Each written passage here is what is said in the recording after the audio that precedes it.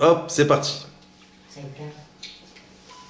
Donc, Moraï Verboutaï, l'actualité que nous vivons ce soir, en l'occurrence la fête de Hanouka, si majestueuse et si lumineuse, nous impose de faire une halte dans notre étude du livre des rois. Bien, je souhaiterais démarrer notre méditation commune, peut-être sur une question qui reste en suspens dans votre esprit concernant cette fête de Hanouka. Y a-t-il une question? Monsieur Shalom, Oui. peut-être? Oui. Quel est le vrai miracle de Hanouka?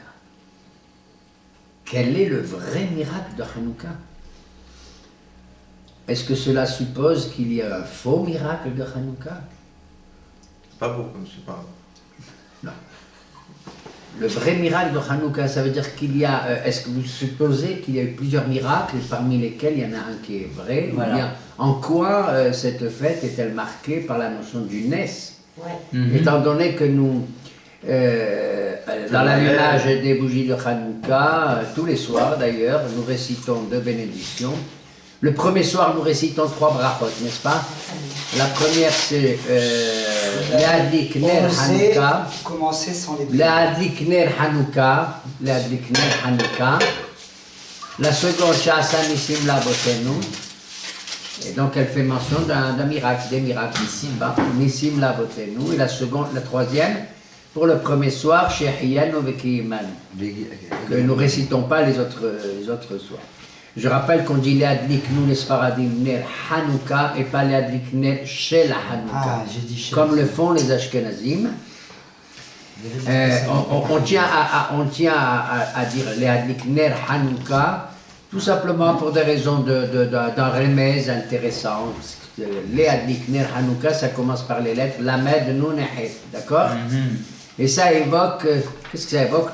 Eh bien, dans la formulation des 13 articles de miséricorde, Yud Gimel Midot de Rahamim qu'on récite, qui sont très importantes, Notzer Hesed la toi qui accordes la grâce, l'amour gratuit à des milliers de générations. Et Notzer Hesed la film, c'est Nun Het et Lamed. C'est joli. Je crois que ça vient du Ben Ishai et d'autres. Nachon. Alors quand il dit Le'adlik Ner Hanouka, il y a le Nun, le Het et le Lamed. Nahal. Il y a aussi notre Nafshenu Hiketa l'Adonai. Un verset des Mizmorim qui nous dit Nafshenu Hiketa l'Adonai Merenois. Notre âme, Nafshenu Hiketa, est dans l'espérance, dans l'attente de l'éternel. D'accord? Donc déjà on voit à travers ces rémazim, ces allusions, si vous voulez, qu'il y a dans la lumière, qu'il y a dans le reflet de cette source qui nous permet de voir plus loin que le bout de son nez. C'est peut-être une des raisons, peut-être que nous faisons cet allumage. Permettre à l'esprit de sentir qu'il ne détient pas la totale puissance et la totale intelligence. Vous comprenez? Il y a toujours une lumière extérieure qui nous permet justement de voir et de se refléter, d'ajouter, de compléter notre esprit qui est aussi une lumière, puisqu'on sait que Kiner Mitzvah Vetorah, la mitzvah elle-même est considérée à quelque chose qui doit éclairer notre conduite, notre comportement, hein? Et la Torah est une lumière également. Une mitzvah ne fait que, c'est comme une bougie qui éclaire momentanément, et dans un espace qui est limité, alors que le or, la lumière, elle, n'a pas de dimension, n'a pas de limitation dans le temps, ni dans l'espace. Donc c'est ce qui explique effectivement pourquoi la fête de Hanouka, sur le plan de l'action pure, sur le plan de la mitzvah en tant que telle, est focalisée sur l'allumage des nérotes pendant les 8 jours. D'accord?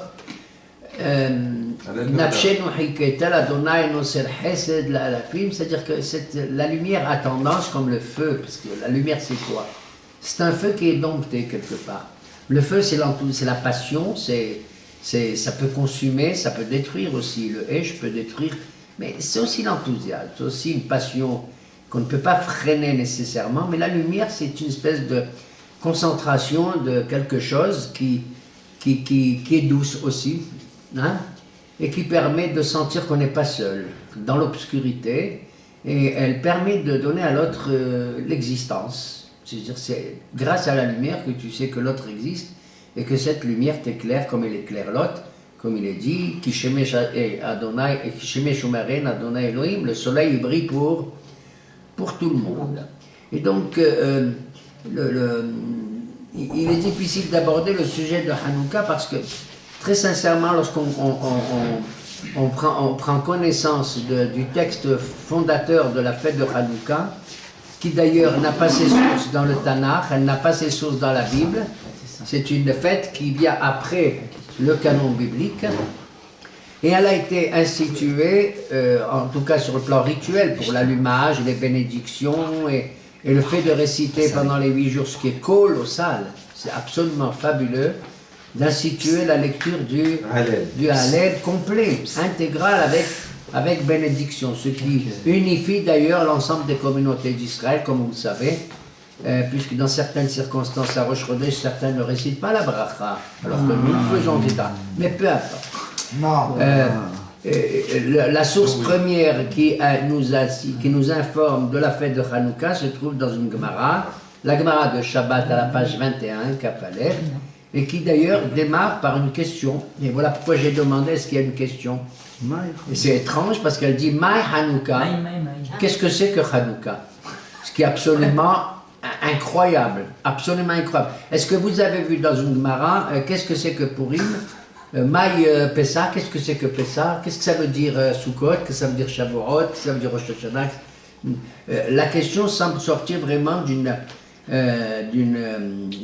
incroyable ignorance sur le contexte historique, en tout cas, de cette période qui avait marqué les Hashmonaïm, les Maccabis, etc., sous la conquête sous la pression, je dirais plutôt, de l'hellénisme ou du grec, des Grecs. J'emploie le mot hellénisme exprès parce que c'était l'idéologie ou la philosophie, enfin, tout ce qu'elle véhicule, qui a voulu imposer au peuple juif sa doctrine. En vérité, lorsque la Torah avait été transcrite dans toutes les langues, et d'abord en grec, et d'abord en latin, et ensuite en latin, etc., les Grecs, les savants grecs étaient tout à fait désireux de faire en sorte d'adopter le texte biblique. Ils trouvaient ça fabuleux.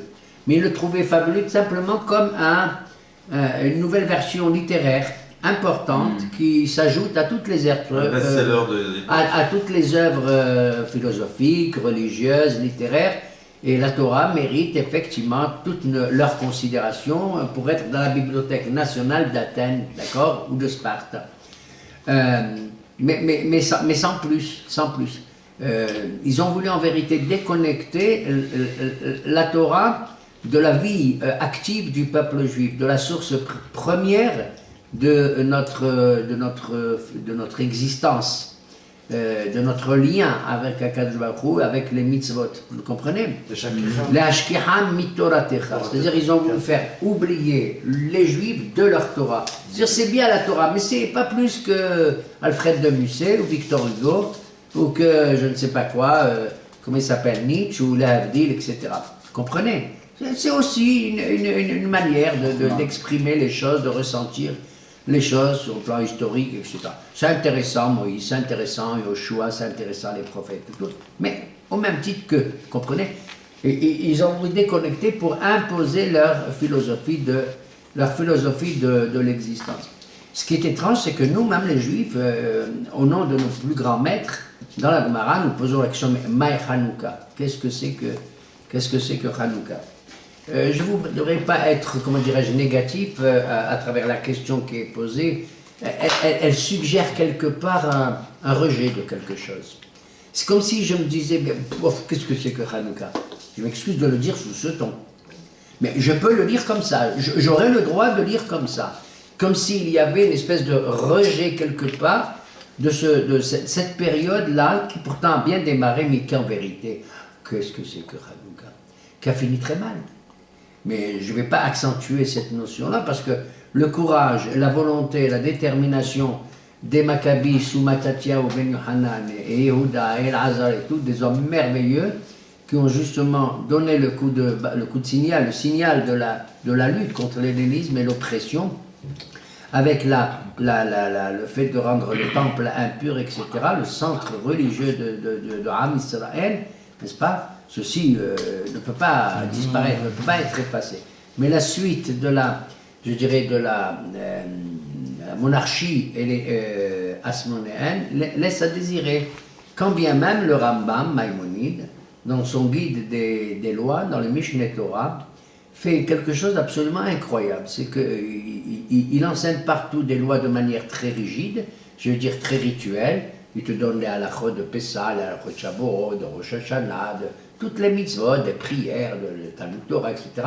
Et quand il enseigne la mitzvah de Hanouka, il s'étend brusquement, il a quelques élans comme ça de dracha, n'est-ce pas, il se lance dans une certaine poésie, en accentuant l'idée de « Oh maman, quelle est belle cette mitzvah !» Jamais on a vu le Rambam dire ça.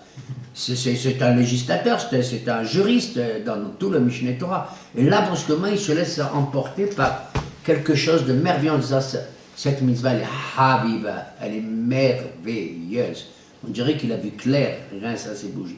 Et il s'étend mamash, quelque chose de fabuleux, à tel point que, et c'est là que je vois le côté positif de ce que j'ai dit qui était négatif, à savoir la succession des Hasmonéens était désastreuse sur le plan religieux chez nous. Tout à fait désastreuse, si l'on considère Alexandrianaï, qui a tué combien de Hachamim, si on considère Hérode, ça a duré 200 ans, tout ça, 206 ans. Plus de 2 siècles, n'est-ce pas? Et bien là-bas, Aramam, précisément, il est beaucoup plus optimiste que je le suis, mais personnellement, je veux dire, à savoir qu'il dit, c'est merveilleux cette histoire de Hanouka, tu sais pourquoi? Il ne dit pas parce que la bougie, le parchemin, la fiole d'huile, ça a duré 8 jours et tout. Il en a parlé un peu. Bon, on peut allumer les bougies, on peut, si vous voulez, faire des halachot là-dessus, très très bien. C'est pas à négliger. Il y a eu un miracle, c'est pas à négliger, c'est fantastique. Pourquoi ça dure 8 jours? Pourquoi une fiole qui a été préservée de l'impureté des Grecs, etc., et qu'on a retrouvée quelque part, elle avait le tampon du Kohen Gadol, elle a duré 8 jours alors qu'elle devrait durer qu'un seul jour. Mais en vérité, bon, très sincèrement, dites-moi, nous, on a l'habitude, dans le Tanakh, la Bible, d'être familier avec les miracles. Attends, excuse-moi, tu me parles d'une fiole qui a duré 8 jours, tu es d'accord ou pas? Non mais, attends, on a étudié la dernière fois, Elisha, et il avait pris une fiole d'huile, et il a fait combien de centaines d'hectolitres qu'il a proposé à Madame la pauvre Madame Obadiah Nachon. Elle a pu gagner des centaines de milliers de francs avec ça, d'euros, et ainsi être préservée de la misère, n'est-ce pas? N'est-ce pas un grand miracle? Non. Tous les jours, mesdames et messieurs, tous les jours, dans le temple, dans le Beth Amikdash, qu'est-ce qu'il y avait? On allumait la menorah, oui ou non? Alors on mettait un chatzilog dans chaque nerf, et puis il se trouve bizarrement qu'il y a une lumière qui durait tout le temps, avec laquelle on allumait toutes les 6 autres, c'est le ner Maharavi, on l'appelait ainsi. C'est pas un miracle. Et il y avait 10 sortes de miracles qui existaient permanents dans le Beth Amikdash, etc., etc.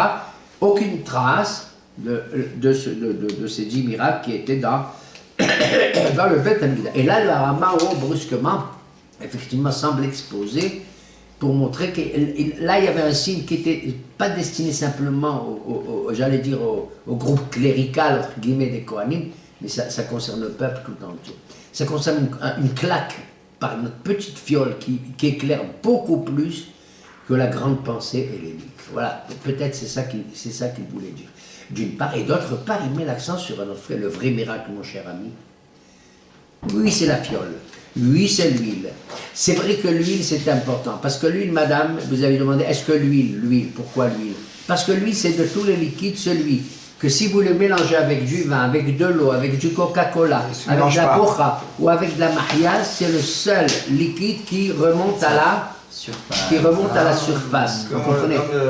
L'huile est à la fois pas lourde pour faire les soubganiotes, mais elle est d'une légèreté incroyable. On croit que l'huile est lourde. On croit qu'il ne faut pas cuisiner, mais en vérité, elle remonte. Mais aussi l'huile, le shemen, c'est le produit avec lequel on fait tellement de médicaments, de pommades, etc. L'huile essentielle aussi. Elle entre dans l'énergie aussi. Elle entre dans la lumière, elle entre dans l'énergie. Mais aussi au niveau étymologique, le mot shemen en hébreu évoque, contrairement au mot Sheva, le 7 et le 8 est au-dessus du 7. Et Shemen, c'est Shmona. Et Sheva, la satiété, Soba, mais Sabata, Sheva, c'est la satiété. C'est aussi une espèce d'abondance. C'est quelque chose d'un peu plus que la matière. La matière, c'est le chiffre 6. C'est-à-dire le nord, le sud, l'est, l'ouest, le haut et le bas. C'est les 6. Les 6 directions. Mais le point focal, c'est le 7. C'est celui qui vraiment donne toute sa structure à l'ensemble. Comme le Shabbat, qui est le 7e jour, donne à l'ensemble. Mais ici, dans l'histoire de Hanouka, pourquoi elle a duré 8 jours? Grâce à l'huile. Shemen, c'est Shmo. Shmona, ça remonte à la surface comme ça. D'accord? C'est le Shemen en question. Et c'est aussi le principe même de quelque chose. Parce que concernant tout ce qui se passait au Beth Amikdash, jamais on n'a posé la question, quand on met les pains de proposition, les 12 pains sur la table du Beth Amikdash, on n'a pas dit, on n'a pas posé la question dans la Gemara, pourquoi on met du pain? Est-ce que le bon Dieu va manger? Pourquoi est-ce qu'on met le Haron? Est-ce que le bon Dieu sait lire les 10 commandements? Pourquoi est-ce qu'on met le Ktoret? Est-ce que le bon Dieu va sentir et ça? Mais à propos de la Menorah, là-bas c'est écrit Ma Leora Sarir. Est-ce qu'il a besoin de la lumière? Tu te rends compte? C'est incroyable. C'est sûr que le bon Dieu n'a pas besoin de la lumière. Mais tout se passe comme si moi, en éclairant ce Beth Amikdash, quelque part je montre à Dieu, je l'éclaire à lui aussi. Bien sûr, est-ce qu'il a besoin de la lumière? Oui, il a besoin de la lumière. Il a besoin de notre lumière. Il a besoin que nous aussi, nous reflétions par notre esprit, par notre volonté d'étudier, etc., de montrer que cette lumière, elle vient de chez lui. C'est ça le miracle. Le miracle, ça veut dire que mon esprit, ça veut dire que mon intelligence, ça veut dire que tout ce que nous produisons dans tous les domaines, eh bien, ça vient de lui. Voilà où est le miracle. Si tu considères que tu es la source première de toutes les connaissances et les éruditions et tout, c'est pas un miracle du tout. Franchement, parce qu'on a dit que tu es limité dans le temps, tu es limité dans l'espace et tout. Mais la lumière, elle te donne cette envie d'espace, de dépasser, de transcender. Voilà pourquoi le mot Shemen Shmona est au-dessus du chiffre 7. C'est la métaphysique, mamash, la métaphysique pure. Ce chiffre 8, les 8 jours. Mais le Rambam là-bas met l'accent sur autre chose. Le Rambam là-bas, il dit, tu sais pourquoi je suis, cette mitzvah elle est fantastique et tout, je veux me préserver la lumière de Hanouka. Le vrai miracle, c'est, tu sais, même les gens qui sont complètement ténébreux et tout, tu sais, je vais te dire, moi, toi, M. Guet, tu dis que les Alexandriana, Hérode et tout cela, les successeurs des Asmonains, c'était des, excuse-moi. Mais à Rambam, là, il dit, tu sais quel est le miracle? C'est qu'en dépit de tout, on a réussi à maintenir Malchut Israël. La souveraineté, quelle que soient nos dirigeants, notre gouvernement et tout, étant donné qu'on a préservé l'essentiel pour nous. On a rompu avec la galoute, on a rompu avec tout ça, c'est ça le vrai miracle. T'as compris? Al-Kid, quand l'année d'après, les rabbins se demandaient qu'est-ce qu'on va faire avec cet événement de la fiole, etc. Qu'est-ce qu'on va faire? Ils n'ont pas décidé au moment du miracle, tiens, oui, alors on va faire Hanouka, on va faire... Non! Les Shana l'année d'après, ils ont décidé Kebaoum. Ils ont fixé quoi? Devinez quoi? Ils n'ont même pas dit de faire la lumière, c'est écrit ailleurs, mais ils ont dit Kebaoum Behalel ou Behoda. Ils ont décidé qu'il fallait faire le Hallel. Donc le vrai miracle, mon cher, si tu allumes sans lire le Hallel, ça ne vaut rien du tout. Si tu fais Yom Ha'atzmaut sans le Hallel, c'est rien. Il ne fait pas Yom Ha'atzmaut. C'est rien du tout. Si tu ne sens pas, tu ne réponds pas à Kadosh Baruch Hu avec le Shira et la Hoda'a, c'est rien du tout. T'as compris?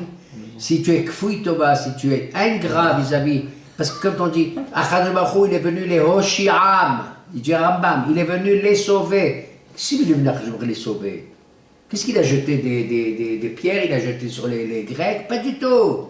C'est qui a combattu? C'est Matthiao, c'est Yehuda, c'est l'Azar, c'est tout, c'est la Tzva Hagana l'Israël. Et le fait que Tzva Hagana l'Israël, Yehuda, Maccabi ont combattu, ça veut dire que c'est Akadosh Baruch Hu, les Hosham, il est venu, le Mamash, il est venu les Hosham. Or, ce qui se passe, c'est qu'en vérité, toute cette histoire a eu lieu quand? Tout le monde dit le 25 qui se lève. C'est le 24 qui se lève. Le 25 qui se lève. Or, en vérité, quand on voit, on dit, mais pourquoi le 25 qui se lève? Qu'est-ce qui se passe? c'est pas assez fixé, historiquement parlant, cette date est loup, mais elle a marqué les esprits. On a l'impression que, je sais pas, peut-être que Hanouka je sais pas, a eu lieu un jour, le miracle, je parle du miracle, mais que les Hachamim, ils ont décidé de marquer cette date-là. Pourquoi? Ben, figurez-vous qu'avant le Hanouka de nous, des Juifs, il y a eu un Hanouka des Grecs. Et ce Hanouka des Grecs, il a eu lieu le 25 Kislev. C'est quoi? Il marchait même le Hanouka des Grecs. C'est bien avant l'histoire des Maccabis, lorsqu'ils sont venus, qu'ils ont 3 ans auparavant, détruit tout, cassé tout, rendu impur tout. Qu'est-ce qu'ils ont fait? Ils ont offert sur le Misbéach de Beth Amikdash, ils ont offert quoi? Un cochon. Il y a eu la même affaire dans Modéine, je ne vais pas rentrer dans tous les faits qui se sont déroulés. Mais dans le Beth Amikdash, ils l'ont rendu impur de cette manière. Et qu'est-ce qu'ils ont choisi comme date, eux? Le 25 Kislev.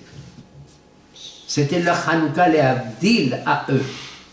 Maintenant je vais te dire, mais vous les Grecs, pourquoi vous avez choisi le 25 Kislev pour faire votre Hanouka? Mais quelle est votre référence historique? Parce qu'ils savent lire la Bible, les Grecs. Ils ont lu dans la Bible, dans le Tanakh, qu'il y a un prophète qui s'appelle Haggai. Ce prophète Haggai fait partie des 3 derniers prophètes d'Israël. Haggai, Zecharia et Malachi. D'ailleurs, Zecharia, c'est l'Haftara du Shabbat de Hanouka, qui parle de la Ménorah, de la vision de la Ménorah, mais on n'en parle pas. Zecharia au chapitre 2, ce Shabbat. Mais un prophète qui est copain, qui date de l'époque de Zecharia, il s'appelle Haggai, au chapitre 2 aussi. Lui, là-bas, il raconte le retour des Juifs de Babylonie, de l'exil. Il faut lire Haggai, mon cher ami. Il raconte tout ça, les problèmes qu'on a eus dans Israël et tout, pour reconstruire le Baït Sheni, le 2e temple, après les 70 années d'exil. Et là-bas, il raconte, oui, ils ont tardé, ils n'ont pas tardé, qu'est-ce que c'est ça? Allez travailler, allez-y, le Beth Amikdash et tout. On a eu la permission même des Perses pour faire ça et tout et tout. Bon, finalement, le Beth Amikdash, tant bien que mal, le 2e a été bâti. Et ils ont fini de poser les dernières prières, les dernières carrelages, quand, devine, la date elle est donnée là-bas, le 24 Kislev. Tu entends? Le lendemain de la dernière prière, du dernier carrelage qui a été mis, le 24 Kislev, il le dit là-bas, Haggai, tu vérifieras. Là-bas, ils ont fait c'était le 25 Kislev. Ils ont donc, à l'époque, tu écoutes bien, du Baït Sheni, monsieur l'avocat, ils ont fait quoi? Hanouka, ça veut dire Hanouka. Ils ont inauguré, c'est le Hinouk. Ils ont inauguré le Baït Sheni. Et pourquoi les Grecs, ils ont choisi ça? Parce qu'ils ont dit, vous avez, tu as vu, ils ont lu, marché même. Vous avez inauguré votre temple, le 2e, un 25 qui sait. Nous, on va foutre un cochon, un porc, le 25 Kislev. Donc, tu as compris? Les Hashmonaïm, 25 Kislev, parce que pour lutter contre le 25 Kislev, des Hanouka, des Goyim, des Hados, des Grecs. Et les Grecs, parce que Haggai, et parce que le Baït Sheni, il a été inauguré. C'est écrit, le 25 Kislev. Maintenant, je vais vous dire.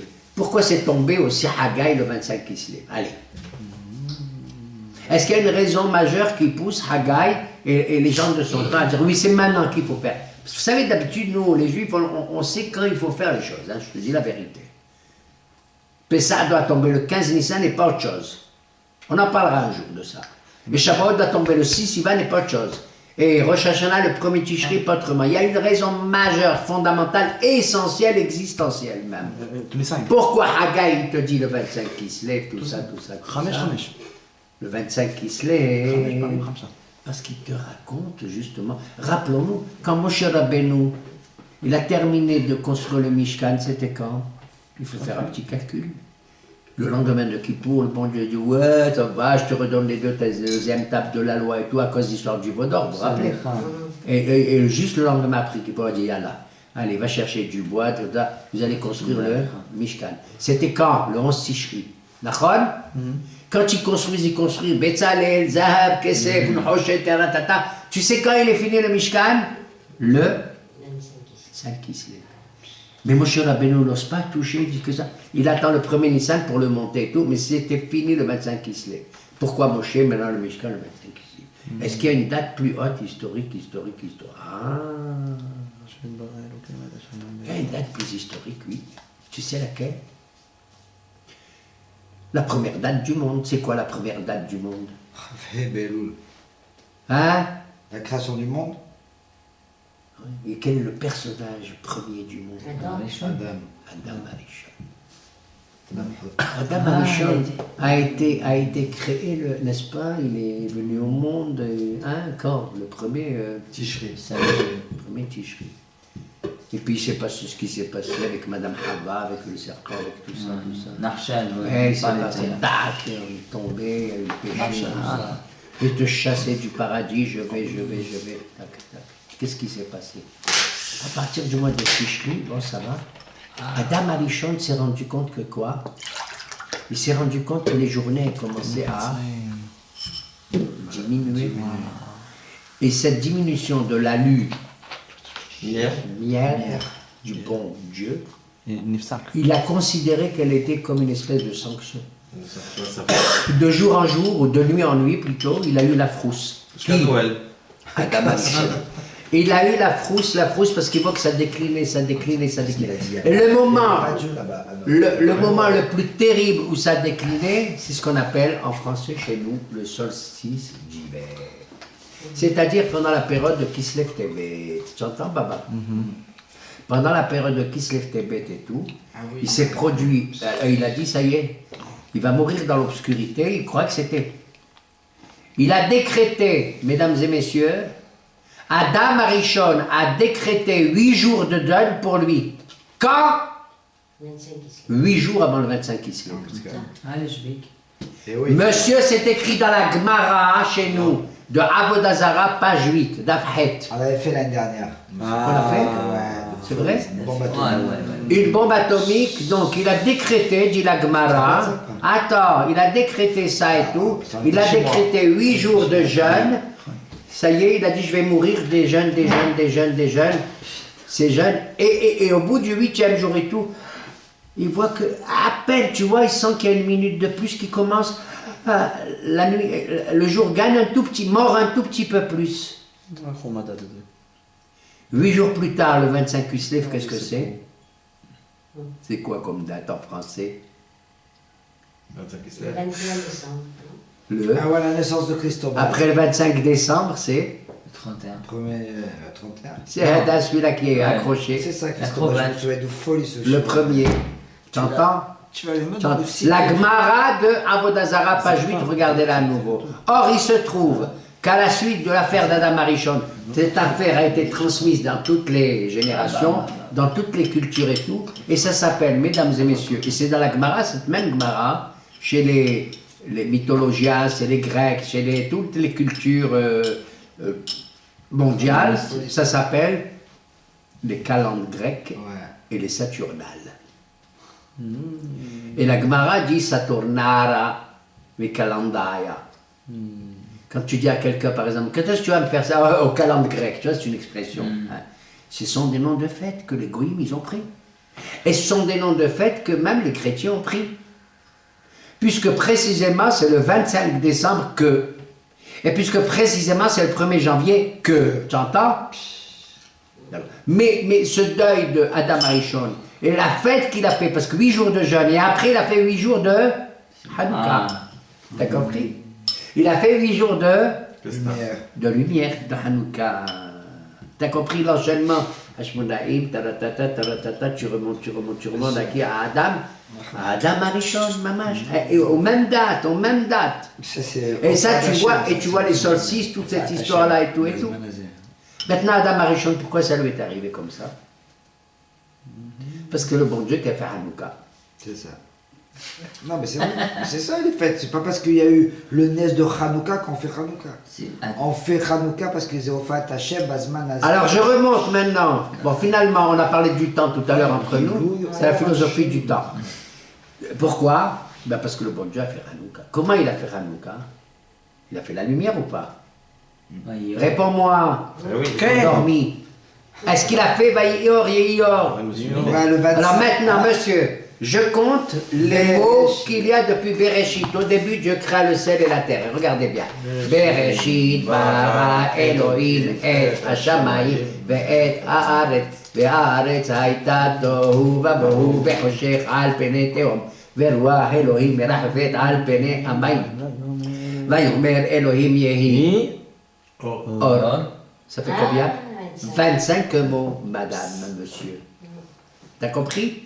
Le 25 mot de la création s'appelle Or. Or, la lumière. Or, donc j'ai raison. Il a raison.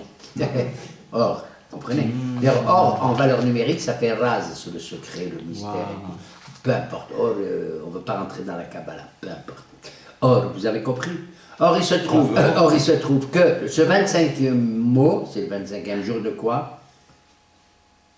Il se trouve dans le 3e verset de Bereshit bara Elohim, c'est le 3e verset. Tishri, Heshvan, c'est le 25e mot du 3e mois. Parce qu'à l'origine, le premier mois de l'année, c'est Tishri. Plus tard, ça sera Nissan par rapport au mois, d'accord? Le mois naturel du temps, c'est Tish. Tishri, Heshvan, qui c'est le 3e mois, 3e verset, 25e mot, Kafé Bekizah. Hanouka, Kafé, Hanouka, le Hanouka. Vous voyez, un café bien, effectivement. Donc, tout se passe comme si, maintenant, on comprend l'enthousiasme de Rambam, que cette lumière, c'est bien, mais il faut que la lumière elle sorte de ton cœur et de ta joie. T'as compris? Voilà pourquoi on a dit les Shana, l'année d'après, ils ont réfléchi et tout. Ils ont dit, bon, on va faire un allumage et tout. Il y a des halachot, est-ce qu'on fait ça à la tombée du soleil, à la shkeat hama, au coucher du soleil, ou à la tombée de la nuit, etc. Et on doit l'allumer pendant une demi-heure. Et puis, de toute façon, parce que la lumière, elle n'est valable que quand il y a des gens dehors, tu comprends? Jusqu'à ce qu'il n'y ait personne dehors, parce que les gens, il faut qu'ils voient, pire sommet, tu as vu un peu le topo?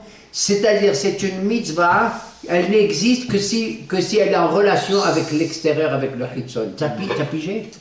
Est-ce que tu as compris? Ça veut dire que toi, monsieur, tu n'as pas allumé les Hanoukia. On y va à la chik. Tu peux pas. Tu es en retard. Tu peux pas. Tu n'as pas de bougie, tu n'as pas d'huile, tu n'as rien du tout. Tu n'as rien. Tu marches comme ça, tu es tout seul dans la nuit. Hein? Tu es tout seul, il n'y a plus personne comme ça. Et puis brusquement, tu vois une Hanouka allumée à la fenêtre. Qu'est-ce que tu fais? Ben, tu fais la bracha. Mais quelle bracha? Pas les adlikner, parce que tu n'as pas allumé. Tu fais She'asa Nissim la'avotenu bayamim hahem bazeman hazeh. Regarde ce lien qu'il a extraordinaire. Cette mitzvah-là, elle écrase tes murs, elle sort de tes murs et elle va. Il y a quelqu'un dehors comme ça. Il n'a pas de quoi allumer, il n'a rien du tout. Et ils disent là-bas, pourquoi on attend Tichlereg el Minashut, qu'il n'y a plus de passants dehors à l'époque, puisqu'il n'y avait pas de réverbère du tout, bien sûr. Et ils ajoutent là-bas jusqu'à ce que les derniers marchands spéciaux qui vendent du bois, ils s'en vont. On les appelle des Tarmoudim. À l'époque, les gens, ils étaient au marché et tout, ils vendaient, les pauvres, dès qu'il faisait nuit, ils fermaient tout, ils s'en allaient. Mais il restait, les derniers marchands qui restaient, hein, les derniers vendeurs, ils circulaient dans les rues, ils criaient « Du bois ! Qui c'est qui va acheter du bois ?» C'est le moment où les gens, au dernier moment, qui n'avaient rien, il fallait qu'ils se chauffent, il fallait qu'ils s'éclairent. On les appelle ces gens des Talmudim. C'est aussi le nom d'une peuplade, je ne vais pas rentrer dans les détails. C'est bizarre quand même. Que tu attends que les derniers commerçants, on les appelle comme ça, c'est-à-dire ceux qui donnent justement de l'énergie, ceux qui donnent, tu comprends, ceux qui donnent ça. Mais toi, tu as déjà allumé la Hanoukia et tout, et c'est terminé. Entre le bois qui vend des Talmudim et tout, et tout, et tout. Mais à Rambam, il vient, il insiste. Et il dit, la lumière de Hanouka, oui, il faut, etc. C'est sûr, Shemen, Hanouka, et tu chantes Marzour, et tout, et tout, et tout, et tout. Aval, les Shana à Hakach, l'année d'après, Ribaoum Be'alel ou Bahoda'a. S'il n'y a pas la reconnaissance d'un miracle, de comment l'intervention, l'Ashgaha d'Hachem, par le Hallel que tu récites, c'est pas la peine. Le vrai miracle, mon cher ami, c'était ta question, c'est le Hallel. C'est-à-dire un moment où on ne s'attend pas du tout. Le Hallel, quand est-ce qu'on dit le Hallel? On dit le Hallel quand c'est écrit dans la Torah, quand c'est une fête de la Torah, comme Pessah, comme Sukkot, comme Shavuot, d'accord? Même pour lui, on peut pas. À tel point quand je dis qui c'est qui a fondé le Hallel? Moi je dis le Hallel c'est David, oui ou non? Bah oui. Qui c'est qui a Alléluia. écrit le Hallel? David. Alléluia, Betzet Israël, Mimisraï, Parole. Odchaki, Aditani. C'est David. Eh bien, je me trompe totalement. David a écrit son Hallel, si tu veux. C'est le Hallel qu'on récite. Mais l'esprit du Hallel, tu sais qui c'est qui l'a fondé? Les rabbins ils disent là-bas dans la Gemara. Qui c'est qui a fait le Hallel? Devine. Les premiers Nevi'im. Qui c'est les premiers? Devine. Moshe, Myriam et Aaron. Quand est-ce qu'ils ont fait le Hallel? C'est-à-dire le besoin de louer l'Éternel et tout, tu sais quand, hein? C'est peut-être chez Vatayam, le cantique de la mer Rouge et tout. Ils appellent ça le Hallel, tu entends? Le besoin de louer à Kadosh Baruch Hu pour tout ce qui nous survient et tout, et d'être, de mesurer cette providence divine dans le temps et dans tout ce qui nous arrive et tout. Et ils ont dit à tel point que c'est incroyable. Puis ça, tu fais pas toujours le Hallel Shalem. Tu dis pas les Gmoreta Hallel tout le temps. Quel molo. Il y a qu'à Sukkot, et encore Sukkot parce qu'il y a, à Sukkot parce qu'il y a l'Assemblée des Nations qui vient. La fête de Sukkot est une fête universelle de toutes les nations du monde, puisqu'on offre des corbanotes en leur nom. Les 70 nations. Tu fais 13 korban, 12, 11, 10, jusqu'à 7, c'est les 70 nations et tout. Et le dernier jour Shmini de comment il s'appelle, le Sukkot, comment ça s'appelle? C'est Torah Shmini Atzeret et tout. C'est pour Am Israël, d'accord et tout. Et donc, qu'est-ce qui se passe? Il se passe qu'ils ont accordé à une fête qui n'est pas thoraïque, qui est Midera Banan. Parce qu'il y a 613 commandements dans la Torah, mais il y en a 7 qu'on a ajoutés. Ça fait en tout, en vérité, on a 620. 620. Les 7 autres sont des Midera Banan, institués par. Parce que là-bas, dans la Gemara, Shabbat 21, ils disent comme ça. Ils disent qu'est-ce qu'on fait comme brachal? Yasher Kideshanu, Bemitzvotav, Etzivanu. Éternel qui nous a sanctifiés et nous a ordonné. Le rabbin là-bas, il nous a ordonné. Où c'est qu'il nous a ordonné? Où tu as vu que Dieu nous a ordonné dans la Torah de faire Hanouka et d'allumer? Wallo! Il y a première réponse, Lotasur minadabar asher yagidu lecha. C'est une institution de nos Hachamim qui ont vu avec leur esprit extraordinaire. C'est dans le cœur de la Torah, dans la lumière du 25e jour, etc., etc. Et ils ont dit oui, c'est Dieu qui nous a ordonné. Dans Torah chez Balpé, pour lutter contre les Zdokim et tout. Ouais. Première réponse de Rabbi Aouya. Rabbi Nehemia, je crois qu'il s'appelle Nehemia. Il arrive et dit non, c'est pas parce que les rabbins ils ont décidé. Oh purée, c'est pourquoi on fait Hanouka? C'est pas parce que les rabbins ils ont décidé. Qu'on dit Asher Kideshan ou Bemizvotav et Tzivan. Il dit moi je l'apprends moi dans la Torah aussi. Dans la paracha d'Azino, il y a un verset étrange qui te dit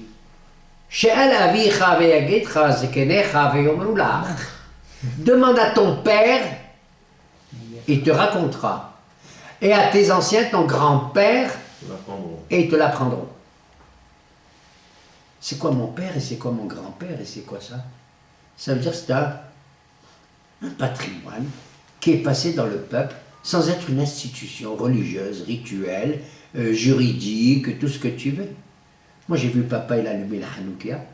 Ça veut dire quoi? D'après le deuxième rabbin, c'est pas parce que les rabbins ils ont décidé officiellement Asher Kideshan ou Bemitzvotav l'année Hanouka que ça y est on l'a fait. Non, c'est parce que tout simplement l'année d'après il y a une Madame Bouzaglou, Madame Gedge ou Madame Dahan. Elle s'est dit c'est pas possible, on est le 25 qui se Vous vous rappelez les enfants? Qu'est-ce qu'elle a fait Madame Dahan? Devine, elle s'est dit je vais allumer les bougies comme on a vu le miracle. Mais maman, mais qui c'est? Moi c'est dans mon cœur, je vais allumer des bougies. Oui, il a raison, papa, oui, elle a raison ta mère. Et d'année en année, la voisine, le voisin, le machin, ils se sont mis tous à allumer les... Ça vient du peuple. T'as compris? Demande à ton père, il a fait ça, c'est tout. C'est pas croyable. Comment le fondement même de nos prescriptions et tout sont à la fois juridiques et religieux et rituels et tout des rabbins, mais également proviennent d'une initiative populaire quelque part. Maman, d'une initiative populaire qui est venue comme ça et qui a C'est ça le sens des deux citations dans la Gemara. Regardez-la bien, page 21 de Shabbat, pour comprendre le fond de cette affaire. À tel point que, à l'époque de Yehuda Maccabi, donc des Asmonéens et tout, qu'est-ce qui s'est passé? Il s'est passé, pourquoi le Shemen aussi, madame? Pourquoi?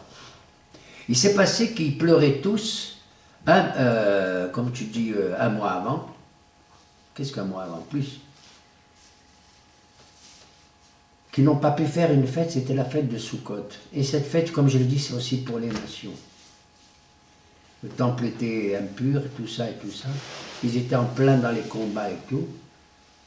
Le 25 Kislev est arrivé et tout. Et c'est écrit dans le livre des Maccabis. Il faut le vérifier, mais c'est écrit. Yehuda Maccabi, le 25 Kislev, allô, les soldats, qu'est-ce qu'il y a? Il dit, j'en peux plus. Ils disent, qu'est-ce qu'il y a? On n'a pas fait la fête de Sukkot. On n'a pas pris les arba'a loulim, les arba'a minim, le lulav, etc. On n'a pas fait Souka, on n'a pas fait les loulavim, on n'a pas fait tout ça.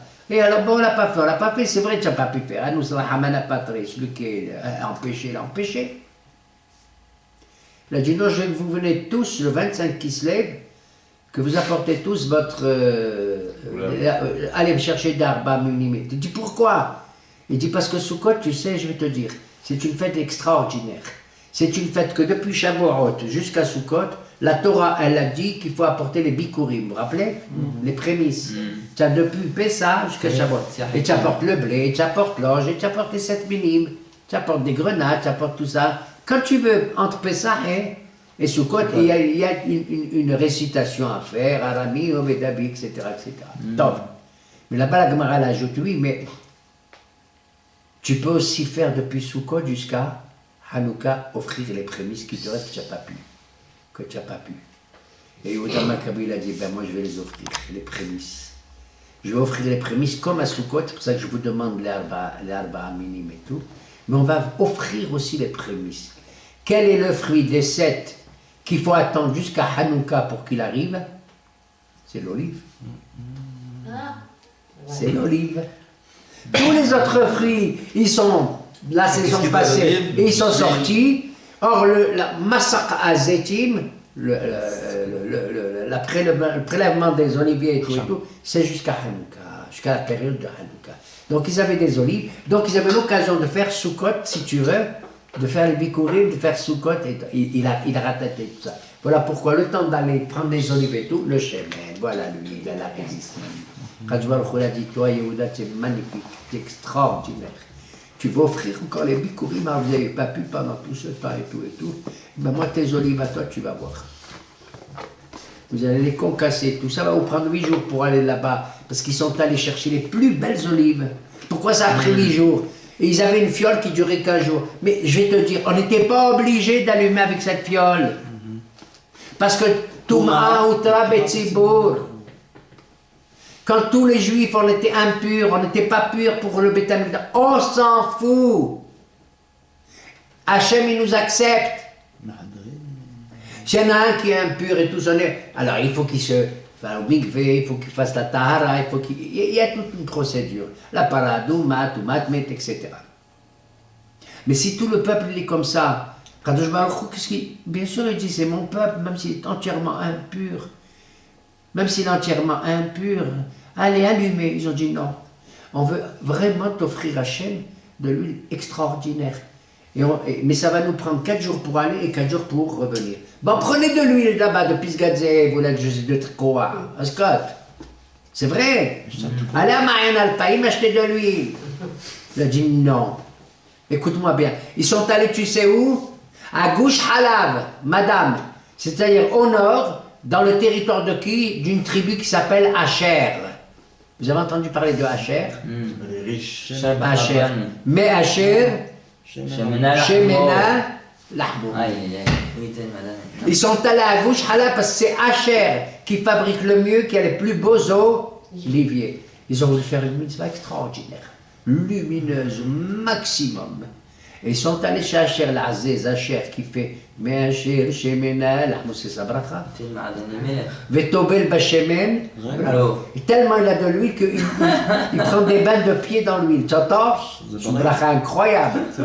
Incroyable. Vetobel Bachemen. Il trempe ses pieds dans l'huile. Vous comprenez? Alors ça leur a pris 4 jours pour aller, 4 jours pour revenir, et ils ont fait, le miracle est arrivé, et tout, comme ça, tu comprends?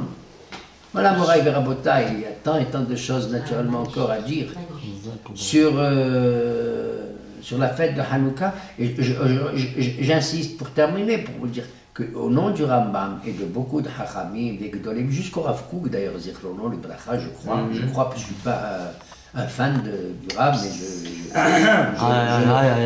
je respecte énormément, bien sûr, parce que j'ai d'autres rabbinim. J'ai par exemple Sidi Fletch Halim, Zichrono Bracha, j'ai Moshe Khalfon de Tunis, j'ai Rabbi Hay Tayeb.